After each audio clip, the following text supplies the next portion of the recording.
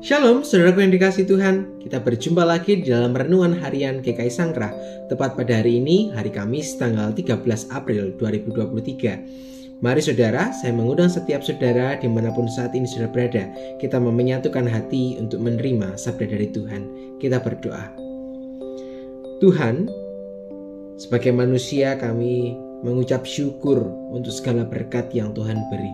Meskipun kami juga menyadari bahwa kami seringkali meninggalkan Engkau. Bahkan kami lupa untuk terus menjalin relasi kami kepadamu. Maka dengan kesadaran inilah Tuhan, kami mau datang kepadamu supaya Tuhan boleh terus memperlengkapi setiap kami. Supaya kami anak-anak-Mu benar-benar menjadi anak-anak yang taat sesuai dengan kehendak Tuhan.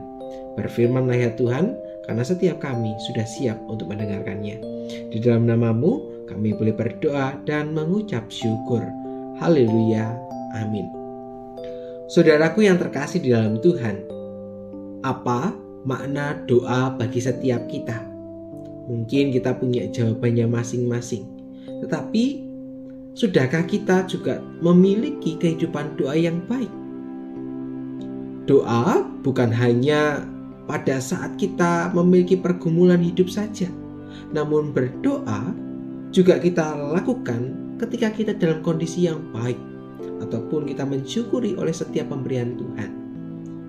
Seringkali kita terjebak pada kehidupan doa yang monoton, yang begitu-begitu saja, sehingga kemudian kita melupakan betapa pentingnya doa bagi kehidupan spiritual kita. Nah, mari bersama-sama kita akan membaca Alkitab kita di hari ini, terambil di dalam Kolose pasal yang keempat, ayat yang kedua. Bertekunlah dalam doa dan dalam pada itu berjaga-jagalah sambil mengucap syukur. Demikianlah pembacaan kita. Saudaraku yang dikasihi Tuhan, bagian firman ini merupakan tulisan dari Rasul Paulus ditujukan kepada jemaat di Kolose. Bertekun dalam doa adalah nasihat penutup Rasul Paulus pada surat kepada jemaat di Kolose. Bahkan secara terang-terangan kalau kita membaca pada ayat-ayat yang selanjutnya, di sana Paulus meminta kepada jemaat Kolose untuk juga turut mendoakan pelayanan yang dilakukan oleh Paulus. Bahkan mereka diminta untuk juga benar-benar hidup dalam terang kasih Allah di dalam segala kondisi yang mereka alami.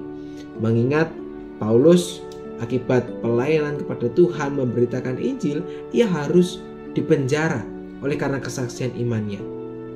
Dengan kesaksian-kesaksian yang dialami oleh Paulus menginginkan supaya jemaat di Kolose benar-benar memiliki kehidupan iman yang kuat. Untuk itulah kemudian ia mengatakan pada bagian ini supaya mereka bertekun di dalam doa. Maka doa menjadi cara manusia untuk kita juga bercakap-cakap pada Tuhan kita.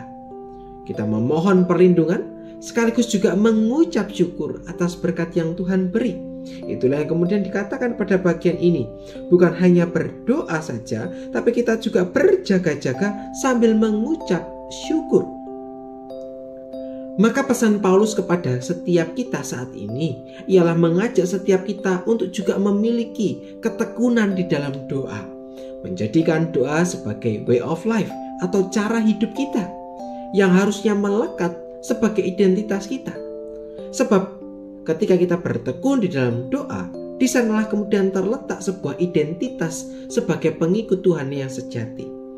Yang artinya bahwa berdoa kepada Yesus menjadi sebuah pernyataan iman kita, bahwa kita mau bersandar kepada Tuhan, mau mengandalkan Tuhan dalam hidup yang kita jalani, serta kita juga mau sedia untuk mengubah perilaku kehidupan kita. Karena kita mau untuk terus diubahkan oleh Tuhan. Sehingga kehidupan yang kita jalani bukan hidup dalam kekhawatiran, namun sebuah kehidupan yang terarah kepada Tuhan. Maka berdoa mengajarkan kepada kita tentang disiplin rohani yang sekaligus memperlihatkan bagaimana kesetiaan kita kepada Tuhan. Dan berdoa ini bukan hanya pada saat-saat kita mengalami pergumulan hidup atau dalam kondisi susah saja, tetapi Berdoa ini juga dalam kondisi yang baik, dalam kondisi penuh ucapan syukur ketika kita mendapatkan berkat Tuhan, atau dalam kehidupan yang mungkin kita anggap biasa-biasa saja. Kita diminta untuk terus mengingat, mensyukuri, dan membawanya di dalam doa.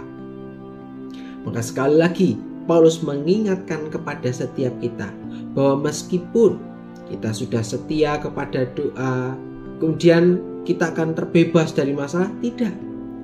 Paulus justru menekankan ketika kita berdoa, artinya kita akan mengalami sebuah sikap yang siap sedia untuk menghadapi segala tantangan yang akan kita hadapi.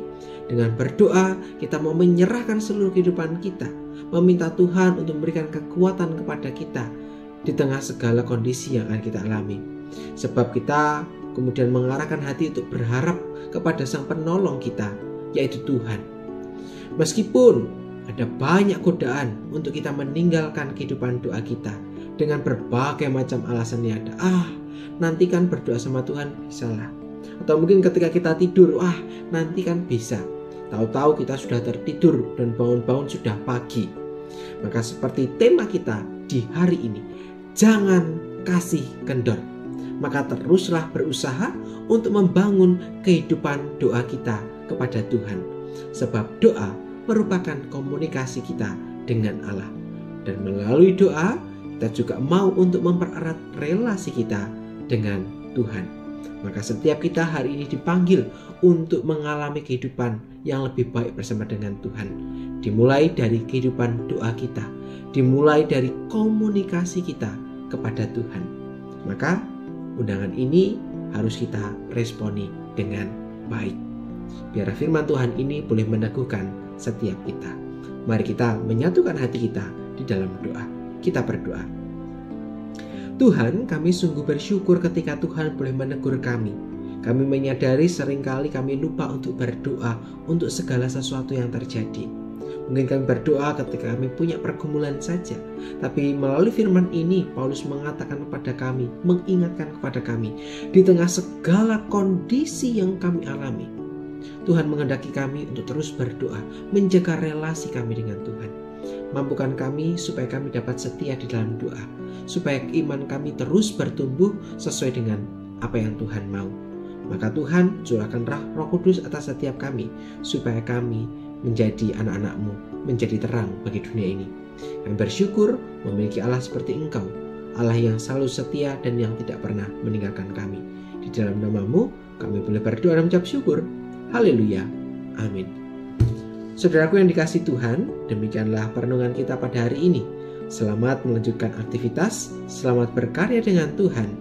Tuhan memberkati saudara sekalian. Sampai jumpa.